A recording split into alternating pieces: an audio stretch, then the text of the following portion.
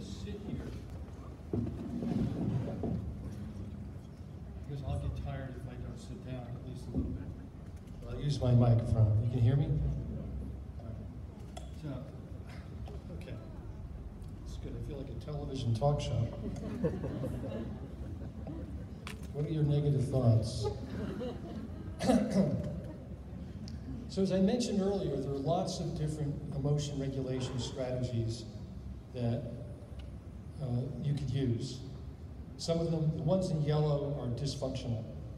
Alcohol abuse, avoidance, suppression, worry, and rumination. You can use distraction a little bit, to distract yourself a little bit from what's bothering you. But you can't go through life distracting yourself. So the other adaptive strategies are social support, like helping patients get more social support, like seeing their friends or renewing their friendships or making new friends or turning to family members. And it's interesting that in CBT, we don't really emphasize social support that much, because I think it's often viewed as reassurance seeking. But the research shows that people who have good social support networks are less likely to get depressed, and if they get depressed, they get over their depression. People with poor social support systems or no social support are more likely to commit suicide. Another strategy to use to handle emotion is behavioral activation. So if the patient is feeling sad, you could get them to start doing things that are rewarding and getting out and interacting with other people and setting goals every day and every week and every month. We also have cognitive restructuring, which is from the Beck model, which is useful for dealing with emotions when they arise. Gee, I feel sad because I think I'll always be alone. Let's look at the evidence I'll always be alone. Let's look at the evidence that other people might want to be with me. How could I set up an experiment to find out if I can spend time with other people? I can contact people and make plans. Problem solving is another model that works. People who engage in problem solving are able to make things better for themselves. There's a whole model of therapy based on problem solving by Christine and Art Nezu, and the others that I've mentioned, the modifying emotional schemes and acceptance, and we can include mindfulness and so forth. So what are the goals of emotional schema therapy? Briefly, difficult emotions are universal. They were evolved to warn us of danger and of our needs. And patients have problematic beliefs about emotion, like it's catastrophic that I feel sad or lonely, it'll go on forever, my emotions are out of control, my anxiety is going to go out of control, it's shameful that I feel the way I feel, I'm the only person with these feelings, and I need to keep these feelings to myself. These are problematic beliefs that lead to further problems. There are also problematic control strategies, each of which the patient thinks will actually help them. So if I feel sad or anxious, maybe I should try to stop thinking about it. I should try to suppress that thought. Or I should ignore my emotion. Or I should eliminate the emotion by using alcohol or drugs. Each of these are strategies the patient thinks will help them with their emotion. So you need to look at what strategies they use. So when you feel sad or anxious, what do you do next? And thinking about validation, including self-validation. Can you validate yourself? We want to help the patient identify a variety of emotions. In other words, okay, you feel sad. What other emotions could you feel? What positive and what negative emotions could you feel? So beginning, it's almost like creating a buffet, a whole range of different emotions that I might feel. Help the patient normalize their emotion. Like maybe it's normal to feel sad, or normal to, if you have OCD, maybe it's normal to feel anxious about doing exposure. Or maybe it's normal to feel jealous if your partner is flirting with somebody else. Linking your emotions to your needs. Linking it to the way you communicate. Do you complain a lot when you are feeling anxious? What's the consequence of that? What are the strategies that you have, the beliefs that you have that I mentioned earlier, judging yourself with the emotion? And how can we collect information? Like, let's say jealousy. Can we find out, are there other people who feel jealous? Can we find out that there are other people who feel lonely or sad? Are you the only person? Maybe you can collect information about how people have coped with their problem. So you begin learning that there are role models that you can use for emotion. So, some patients believe that some emotions are problematic. But which emotions are problematic and why? What will happen if you don't get rid of the emotion? What makes sadness or loneliness bad? What makes ambivalence bad? What about having mixed feelings is bad? Should you never have mixed feelings? If you think that some emotions are good and some are bad, what happens next? When the bad emotion happens, you're afraid of it. You're afraid of the sadness, you're afraid of the anxiety, or the loneliness, or the jealousy. But what if you normalize those? You say, okay, those aren't bad emotions, they're feelings, they're events in my brain, they're sounds and experiences that I have in my mind. Does it mean that I'll always feel that way, or does it mean that at the moment I feel that way?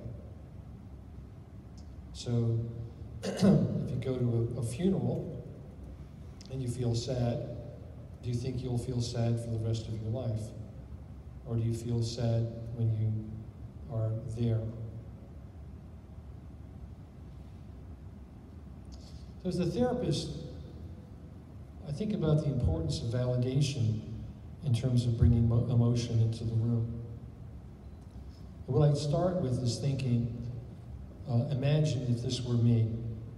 I often put myself in a position of imagining I'm going through the experience the patient is going through. Thinking I'll be alone forever, or that I'm a total failure, or that I've done something that's horrible. What would it be like for me?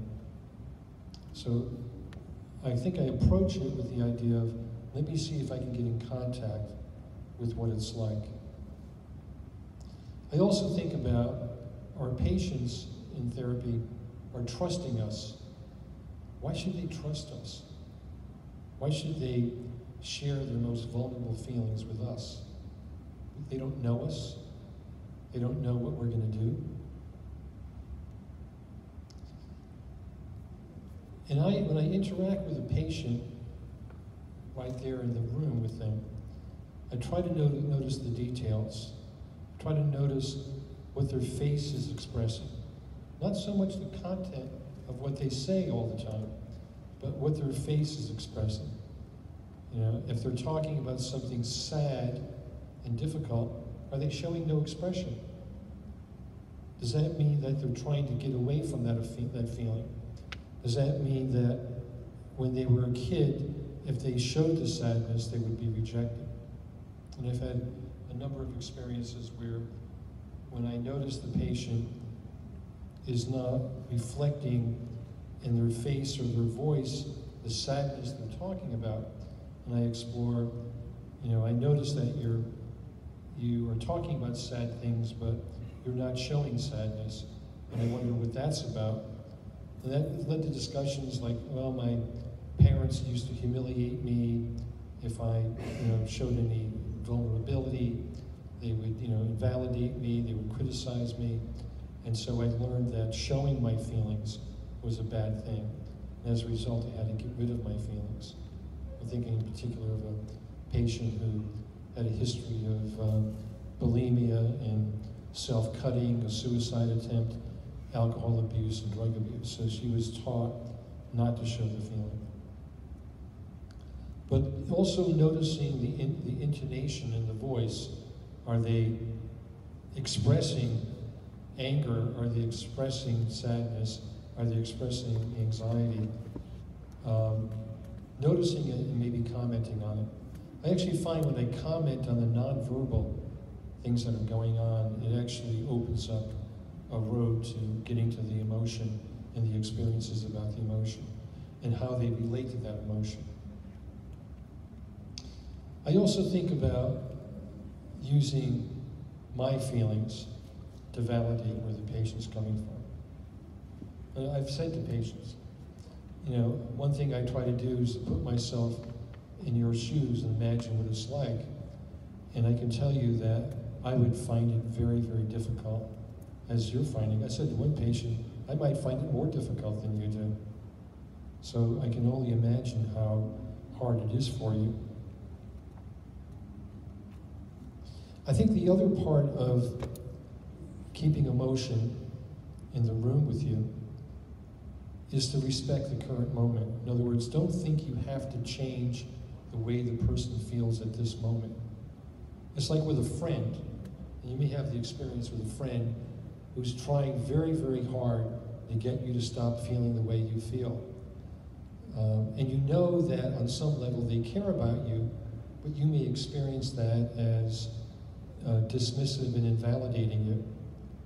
So I'll often say that I'm going to try to help you cope with the feelings that you have and understand them and find some skills, but I also want you to know that I respect the fact that you feel this way right now, and right now is very important, and that maybe I might fail to understand exactly the way you feel, because they are your feelings, and only you know exactly how you feel. I think one thing that we have to keep in mind as therapists is that we never hear everything. We only hear maybe, let's say 10% of what's going on. We don't hear all the other thoughts and feelings that the patient keeps from us or keeps from themselves. We don't hear what it feels like to have the feeling that they're having. We don't hear the heavy heart or the tiredness. And I think saying to a patient that there'll be a lot of experiences that you're having and have had that are important to you, but it may be that you may never tell me those things, or I may never know those things. And I want you to know I know I won't know all those things. It may not be essential for me to know all those things, but it's essential for me to know that there's a lot more to you than what you're saying.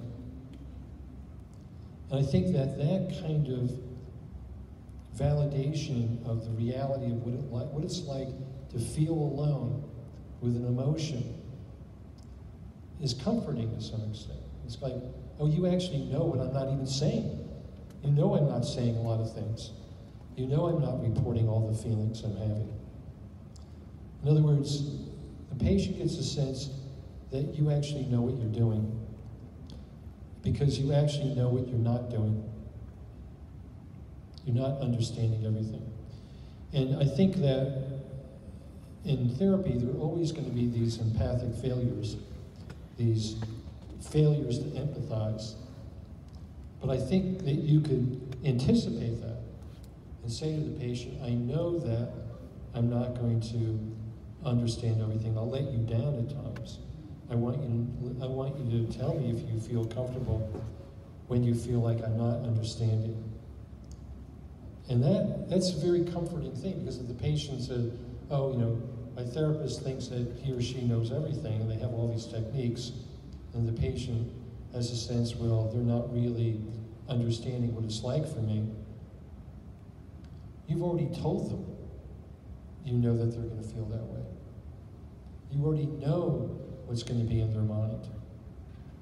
And that, I think, is that creates more trust. Because it creates, I think, a recognition that I want you to know that I understand that even if I try hard, I may let you down. It's almost like a paradox. You validate knowing that you won't be able to completely validate. So the ideal validation in therapy, and it's interesting that in more traditional CBT, there's not as much emphasis on validation. There's more emphasis on change. An exception, I think, is DBT and compassion-focused therapy. But everybody talks about validation. But what does validation do, and how do you do it? So an ideal validation is to encourage the person to express how they feel. So a patient who going through a divorce with an 8-year-old daughter, coming to me, been married for 10 years, her husband left her, crying, apologizing for crying, apologizing for feeling bad, saying, I'm going to miss Christmas with the family. I so much love putting the tree up and the ornaments and opening up the presents. So ideal validation here would be encouraging her to talk about her feeling, telling me about how you feel. What's it like to be going through this? And reflecting the pain and suffering. It sounds like you feel very sad and very hurt. You feel rejected.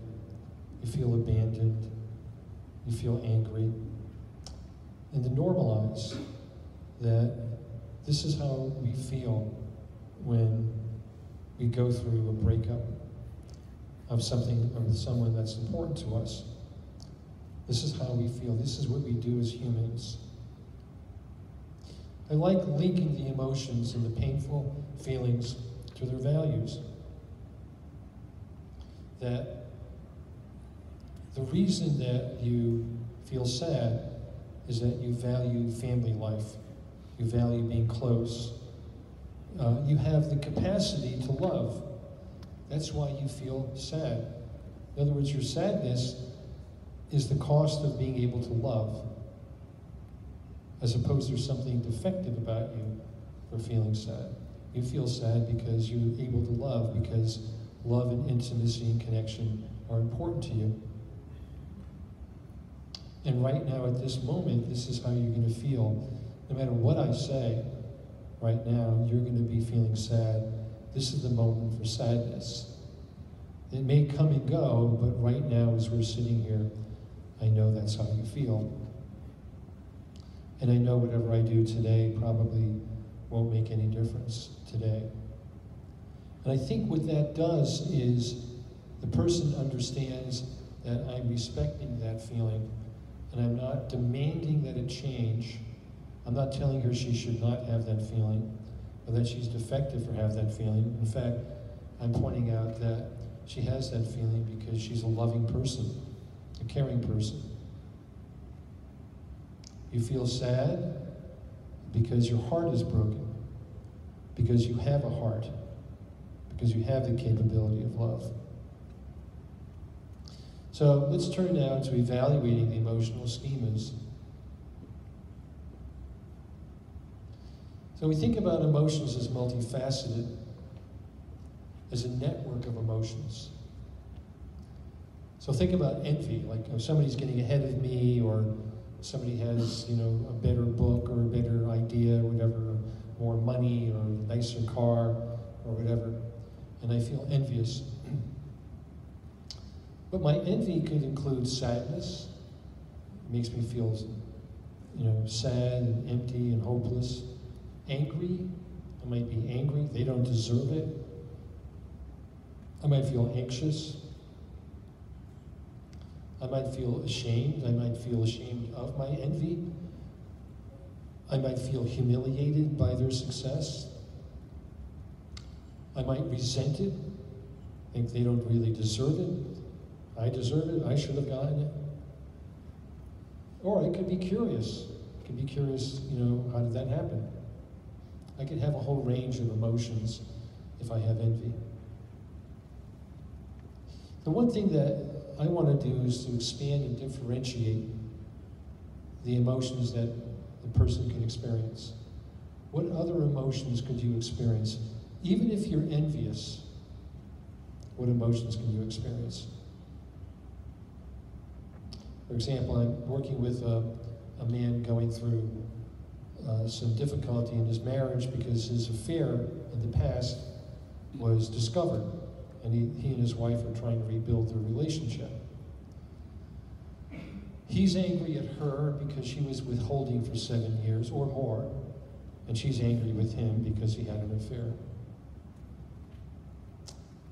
And so he says, and she says, how can I work on the relationship if I'm angry? Well, think about it this way. How could you come to the conference if you have tight shoes? Say your shoes are tight. How can you come to the conference? Oh my God, I have to go to the hospital because my shoes are tight. And maybe you can take off your anger for a little while and work on the relationship. The people often have like a mental rule, I can't do this until I get over this emotion. But what if you said, I'm going to work on the relationship, even though I'm angry, I'm going to work on loving and caring and having fun and doing things with each other. I can still be angry, but anger can be one of many emotions. You know, it's like a musical score. You know, you can listen to Mozart, but every note is an individual note, and they all make up a concerto. So you can think about, yes, I can feel angry, but I can still work on it. Or you can have a friend that you're angry about a behavior, but you can still relate to them in other ways other than the anger. You don't want to get anchored to an emotion. There's emotional anchoring is that I have this emotion, I can only act in accordance with that emotion. As opposed to I can have the emotion of anger or jealousy, but I can still act in ways that are different from it. That doesn't mean I'm invalidating. I'm not saying get rid of the anger. I'm not saying you don't have a right to the anger. I'm actually saying, why don't you notice that you still have the anger and see if you can actually do some other things that are not angry things. So for example, you might have the experience where you and your partner are angry or upset about something, and then you take out some photos from your photo album on your iPhone or whatever, and you look at photos of vacations or your children or your animals or whatever, you know, and you're angry about this thing over here, but then you look at all of these experiences that were wonderful and fun and exciting and all that. You say, yeah, I'm angry about that, but I'm also having all these other feelings and experiences and memories. So if we can expand the emotions that the person is experiencing, we can do a lot more. We don't have to close down an emotion. We can say, let's make room for that emotion. We can think about opposite action, opposite emotion. We can think about what may be behind the anger. Let's say you're angry at someone insulted you. So I'm angry, why? Because he insulted me. All right, so if we weren't talking about anger about that, what other emotion might come up? Well, if I weren't feeling angry about that, I would feel anxious, because if people insult me, if people know that they can insult me, they're going to think less of me. So I'm anxious that people think less of me. And what emotion would follow from that? I might feel sad because I'll lose all my friends. So we can start off in anger is the first emotion, but then there's secondary emotions, such as anxiety or sadness, feelings of helplessness, loneliness, abandonment. And that's the key. And my thought is that in life,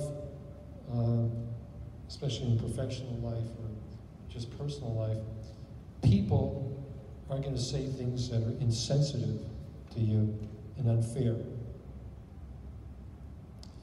But what are you going to do? Are you just going to stop functioning?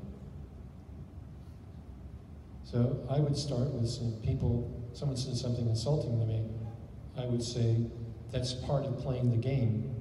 People say things that are insulting to each other, or people say things that are invalidating. I mean, people often, have you had this experience, someone would say, I couldn't believe that he said this. And they'll say whatever the person said. I can't believe that he said this stupid thing. And I say, I can believe it, and I can believe the sun shines in the desert.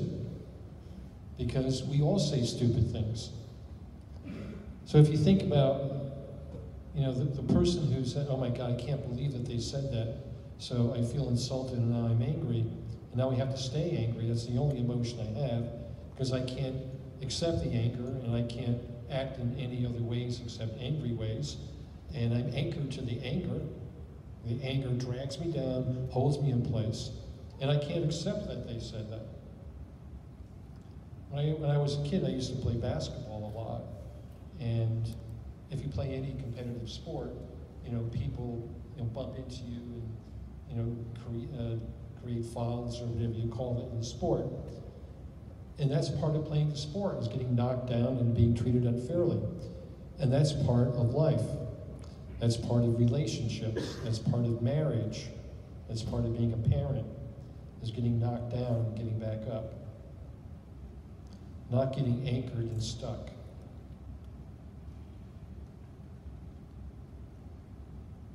So we can universalize the emotions and normalize the experience that people do have all the emotions that our patients describe. You have all their emotions. And just because a person is feeling angry at 2 o'clock in the afternoon on Monday doesn't mean they're an angry person. Because this person, this human being, has the full range of emotion, or the capacity for the full range of emotion.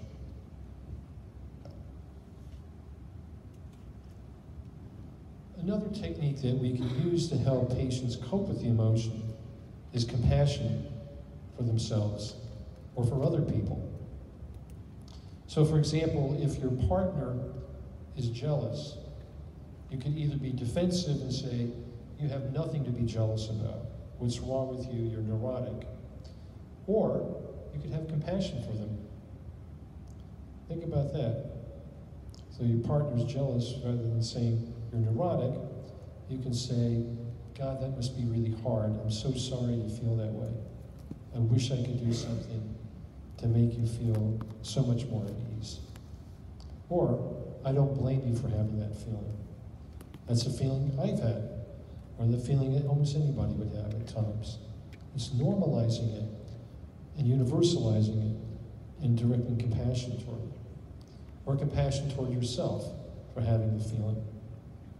So, the feeling of jealousy often is associated not with just anger and anxiety toward the person that you're jealous of, but also a sense of humiliation and self-criticism about the self. What's wrong with me that I feel that way? Not, I need to direct compassion toward myself, to comfort myself, that I'm a loving person, I'm a human being, I'm imperfect.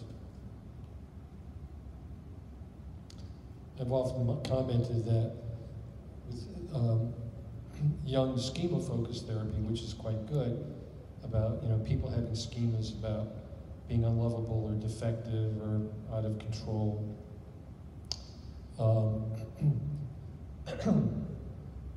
That Jeff's approach is that the person is neurotic or whatever because they have this schema about them. They believe that they're unlovable, out of control, helpless, whatever it is, defective.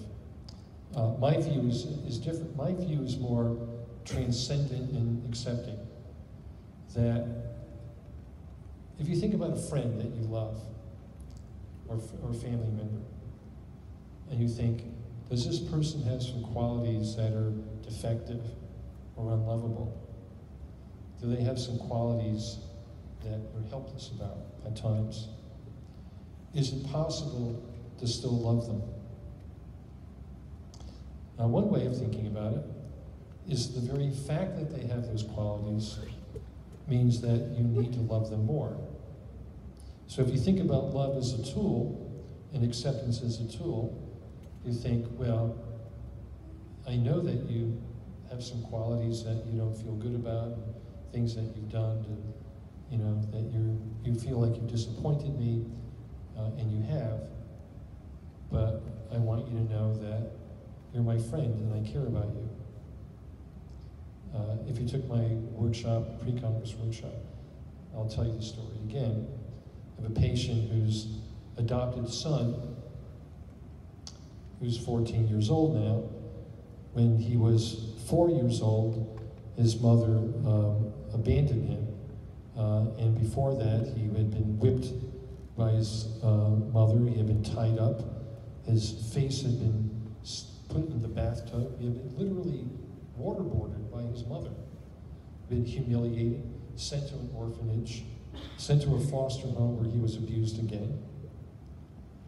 And then my patient adopted him 5 years ago when he was 9. And currently, the boy is, engaged in sort of like somewhat passive-aggressive behavior, like, leaves his clothes over here and his shoes on the floor and doesn't pick up. And the father was telling me that, well, my son's passive-aggressive. I told him so many times to do this, pick up your clothes, and he knows what he's doing, and he's just being passive-aggressive. I said, well, let's say that's true, but let's think about passive-aggressive behavior as a strategy about asking a question. So think about passive-aggressive as ambivalent. And the question that your son is asking is, will you still accept me if I screw up? Think about that. And he said, you know something, what he's been saying for the past 2 months, Dad, no matter what I do, you're going to judge me. So I said, what if you were to think about saying to him, think about yourself as a large lake filled with water, the lake of love, of who you are, and that there's this little stream of passive-aggressive behavior that's kind of coming into the lake. But this is a very large lake, and it's hardly noticeable that this little stream is coming in, the passive-aggressive stream. You're the large lake, and that behavior is the passive-aggressive stream. And what if you were to think about, I'm going to accept that, I'm going to try to understand why he's trying to figure out, can he trust me? Is there any reason why this boy has problems with trust? It's amazing he could trust anybody for a minute. So he's testing you. So if you start criticizing him, you're going to prove you're right and he's wrong, and he's going to prove he's right, that no matter what he does, he gets judged. So here's what I want you to think about doing. At times when he's not leaving the clothes on the floor, you tell him that I'm your father, I love you, and there's nothing that you will ever do that will drive me away. I know you're angry with me, but I will never leave you. I'm going to love you no matter what you do. And then when he does the passive-aggressive stuff, I want you to pick up those things off the floor and put them on his bed and think about what got him to this point where he was so hurt that he had to test out one of the only people who ever really took care of him, you. And I want you to think about this as you're loving him. You're accepting you're taking a hit because you love him. You're absorbing it. You're big enough to take that hit. That's the kind of person you are. And he told me that right at that moment he felt that lifted his feelings of anger, and he began feeling a rush of love. So I said, you know, you're that large lake. Just make the lake larger. So we have to think about our consensus about our emotions. That emotions are universal.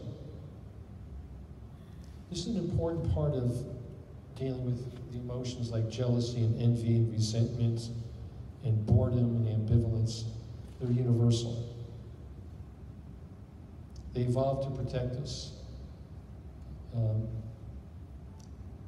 When you listen to music, or you read novels, or art and films, read poetry, which emotions do you see? Which emotions do you feel?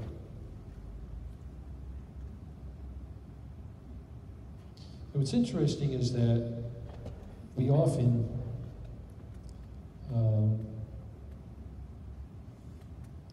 I remember reading, my Russian friends, I remember reading an article in a newspaper about 25 years ago about some famous Russian novelists, I don't remember. And the article said that his writing gives nobility to our humanity, the suffering that people go through. You read Dostoevsky, and it's a sense of giving nobility to the suffering and confusion of a man who is driven by his compulsions.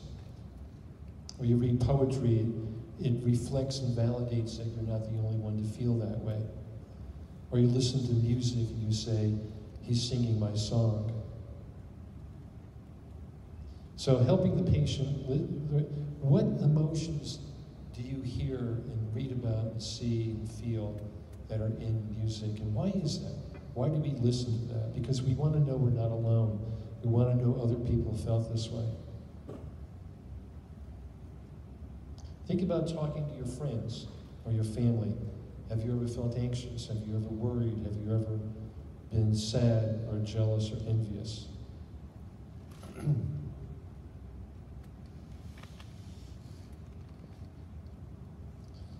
If you felt that your emotions are universal, would you be less ashamed? If everybody has these feelings, why should I be ashamed of them? Why should I be ashamed that I'm confused or envious or, whatever? If you had a friend who had these emotions, would you direct compassion toward them?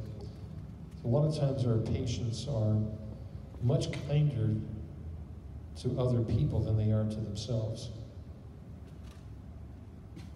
What if you directed compassion toward yourself? And yes, you feel sad or you feel jealous, but what if you directed compassion that you need to be comforted and consoled? Have other people felt this way?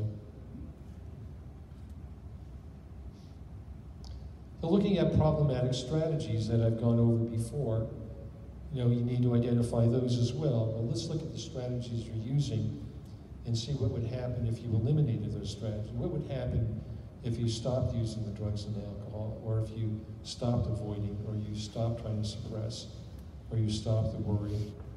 Would your anxiety or sadness get better or worse? Each of the strategies in yellow is a strategy that the person thinks is going to help them. And it may actually help momentarily, it may help for 10 minutes. So if you're feeling anxious, you have 2 drinks, you don't feel anxious. And then an hour later, you might feel very anxious. You also want to help patients listen to their emotion. What does that mean? Listen to the loneliness, listen to the jealousy, listen to the anxiety, listen to the boredom, listen to the ambivalence. Thinking about what things trigger the emotion. What are the reminders that trigger the emotion? Are you avoiding anything that might trigger the emotion? What do you fear will happen if you don't avoid? If I don't avoid, if I actually go to the place where I had that emotion, what will happen? I'll have the emotion, and then what will happen? I don't know. I haven't tried that. I've been avoiding. So what do you think is going to happen? Well, I'll feel more sad, and then what will happen? I I don't know, maybe I'll fall apart. And then what will happen? I haven't gotten that far. Remember I said before that sometimes therapy is about having a place to be put back together or a place to fall apart. Sometimes in life it's okay to fall apart. Sometimes it's okay to just break down and cry. Sometimes people say, I lost control. I cried.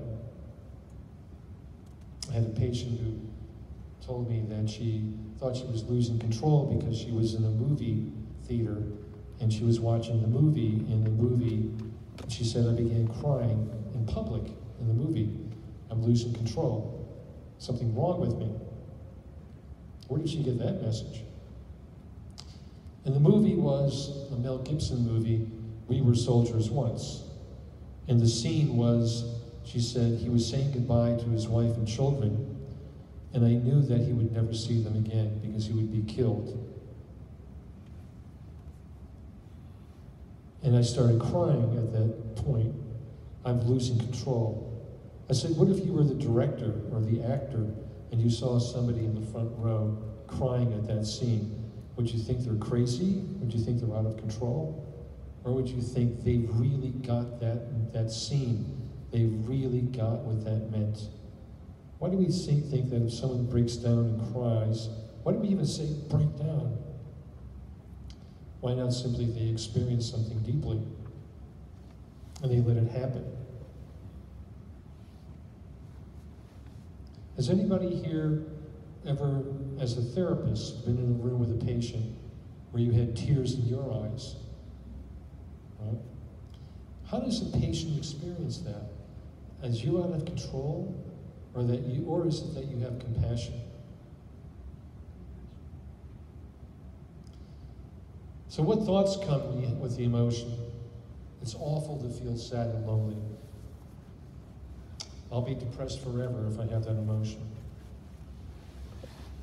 I am always depressed. I'm a depressed person.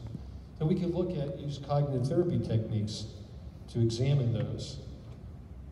You know, if you cry, what is the awful thing that's happening after you cry?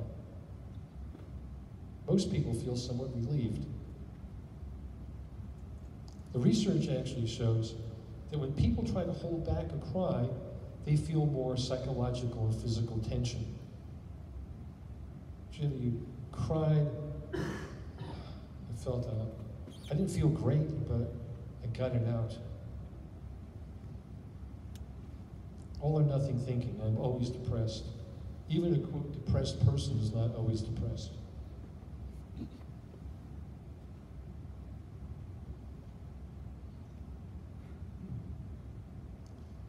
If the emotion could speak, what would it say? What would it tell you to do? Think about, what if the emotion could say something? This is what you need to do. This is what you need.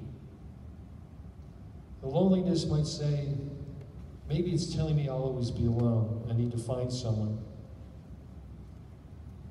I think loneliness is an emotion that has evolved to remind us to connect with other people. In the United States in 1860, if you went to a town of 2,000 people, nobody lived alone. Nobody. Zero. In the United States 10 years ago, 28% of the households were one person. We were evolved to be connected with other people, whether it's partners or children or parents or friends or communities, and interacting with other people. Loneliness tells us I need to be with other people. I need to connect with people. I can't be isolated. Anger. I can't let them get away with this. I need to get revenge. Well, that may be telling you what you think you need, but what's going to happen if you do seek revenge?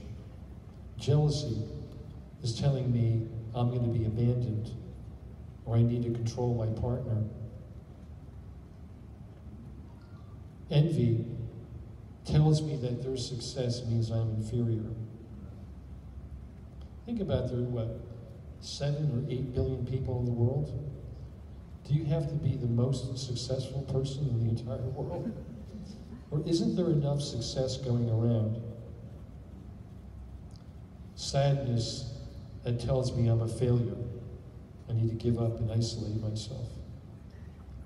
So your emotions are speaking to you, and you may be obeying the emotion by isolating yourself if you're sad, or seeking revenge if you feel angry. Your response is anchored or controlled by the emotion.